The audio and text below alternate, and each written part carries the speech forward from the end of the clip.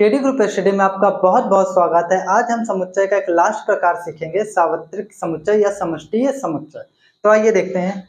देखिए हमारी हेडिंग है समष्टि या सार्वत्रिक समुच्चय, जिसे हम इंग्लिश में कहते हैं यूनिवर्सल सेट। नाम से ही क्लियर हो रहा है, यूनिवर्सल सेट मतलब ऐसा सेट जिसके अंतर्गत सारा सेट आ जाए, तो ये हो गया यूनिवर्सल सेट। एक आपको नाम से थोड़ा सा क्लियरिटी हुई होगी कि यूनिवर्सल सेट क्या होता है। अब आइए थोड़ा सा देखते हैं आगे। यहाँ मैंने डेफिनेशन लिखी है, समष्टि समुच्चय एक ऐसा समुच्चय है, कैसा समुच्चय है, जो किसी विशेष संदर्भ के अंतर्गत आए सभी समुच्चय का अधिसमुच्चय होता है। मतलब एक तरीके से कोई भी सेट ले लेंगे तो वो उसका क्या होगा, अधिसमुच्चय होगा। अब बात करते हैं अधिसमुच्चय क्या होता है। पहले तो बात करते हैं उचित उपसमुच्चय क्या होता है।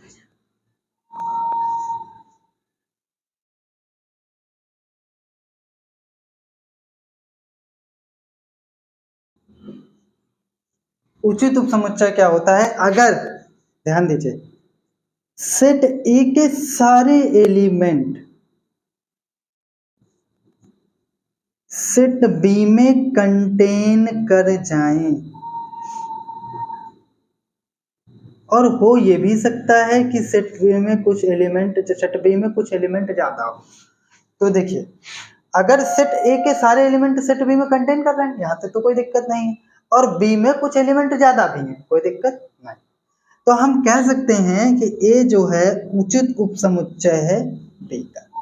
समझ गए आप? ठीक है।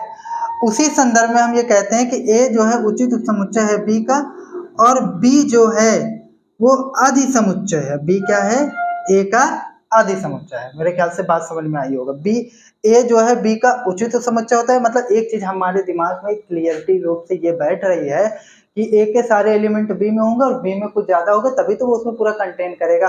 तो इस केस में ए के सारे एलिमेंट बी में है और बी में कुछ ज्यादा है। थोड़ा सा ट्रेन यहाँ पर डिस्टर्ब करती है तो उसके लिए माफी चाहेंगे। आप थोड़ा सा ध्यान दीजिए यहाँ पर कि अगर ए के सारे एलिमेंट बी में मौजूद है तो हम लोग कहते हैं कि ए बी का क्या है, उचित उपसमुच्चय है, नो डाउट। और उसी संदर्भ में हम लोग ये भी कहते हैं बी ए का क्या है, अधिसमुच्चय।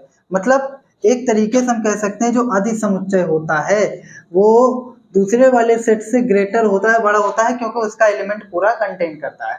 तो मतलब एक चीज समझिए, सार्वत्रिक समुच्चय कुछ और नहीं है, वो एक तरीके का अधिसमुच्चय है, बस उसको नाम एक नया दे दिया गया है, सार्वत्रिक समुच्चय या यूनिवर्सल सेट या समष्टि समुच्चय। ठीक है। देखिए साफ साफ कह रहे हैं यहाँ पर, मैं अपने से नहीं बता रहा हूँ, एक ही साफ साफ यहाँ पे कह रहे हैं कि क्या होता है, विशेष संदर्भ में अंतर्गत आए सभी समुच्चय का क्या होता है, अधिसमुच्चय यानी सुपरसेट होता है। तो बात गई भेजे में, उसी दिमाग में। चलिए अब आगे देखते हैं। अर्थात देखिए उस विशेष संदर्भ में सभी समुच्चय समष्टि समुच्चय का उपसमुच्चय होता है। मतलब वो उसके अंदर पूरी तरीके से आ जाएगा। और उपसमुच्चय की यही तो परिभाषा है कि अगर सेट ए के सारे एलिमेंट सेट बी में कंटेन कर जाते हैं तो उस केस में हम कहते हैं कि वो उसका उपसमुच्चय है। मतलब जो भी आपका सेट आएगा, जो भी आप समष्टि समुच्चय बनाएंगे, वो उसका क्या होगा, उपसमुच्चय होगा। कोई प्रॉब्लम, कोई दिक्कत नहीं। अब आइए आगे चलते हैं।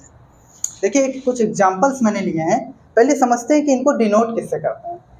इनको यूनिवर्सल सेट का यू से हम लोग पहला अक्षर यू ले लेते हैं, इससे डिनोट करते थे पहले। फिर सिंबल नए नए जात होते रहते हैं, फिर मैथमेटिशियन को थोड़ा सा डिस्टर्ब हुए तो वो एस से करने लगे। अब एक नया सिंबल है, इसको हम लोग ओम कहते हैं, फिजिक्स के भाषा में हम लोग ओम कहते हैं। अब ये क्यों करते हैं इसका बात तो मुझे भी नहीं पता ये क्यों करते हैं। ठीक है, ये अभी अभी लेटेस्ट सिंबल आया है। ठीक है, अब आइए देखते हैं। ये आपका सेट ए है, ये आपका सेट बी है। अब हमसे एक बात बताइए, हमें एक यूनिवर्सल सेट बनाना है। यूनिवर्सल सेट मतलब क्या, हमें एक ऐसा सेट बनाना है जिसमें सेट ए के भी सारे एलिमेंट कंटेन हो जाए और सेट बी के भी एलिमेंट कंटेन हो जाए। मतलब दोनों के लिए एक तरीके से हम ये कह सकते हैं अधिसमुच्चय बनाना है। क्या बनाना है, अधिसमुच्चय बनाना है। तो अब ये देखिए 1 2 3 इसमें मौजूद था, 6 7 8 इसमें मौजूद था, तो हमने क्या ले लिया 1 2 3 4 5 6 7 8। तो u जो है इसके लिए भी अधिसमुच्चय है और इसके लिए भी अधिसमुच्चय है। कोई प्रॉब्लम, ज्यादा देखिए दिमाग लगाने की जरूरत नहीं है। ये सब डेफिनेशन जरूरी थी इसलिए मैंने आपको बताया, लेकिन आप अगर मोटे तौर पे सीखना चाहते हैं 1 सेकंड में बता देंगे कि समष्टि समुच्चय क्या होगा।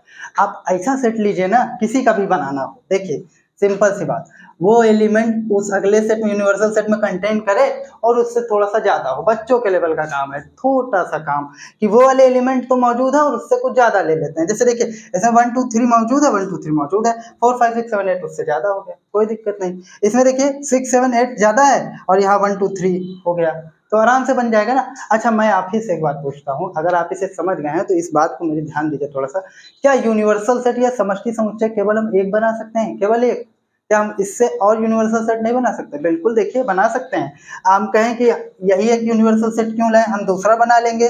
चलिए देखते हैं, कहीं ना हम अगर ये लिख दिए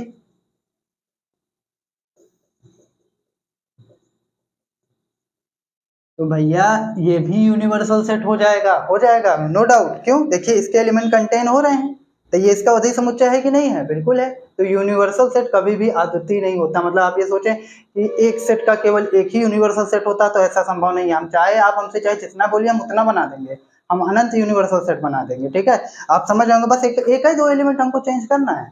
अब आगे देखते हैं, एक और एग्जांपल है। जैसे आपका है नेचुरल नंबर, आप जानते हैं प्राकृतिक संख्या, उसके लिए अगर एक विशेष संदर्भ में बात करें तो W क्या होता है, उसके लिए यूनिवर्सल सेट होगा, क्योंकि n के सारे एलिमेंट W में कंटेन करेंगे, 0 1 2 3 से होता है, और एक्स्ट्रा भी है तो कोई दिक्कत वाली बात नहीं।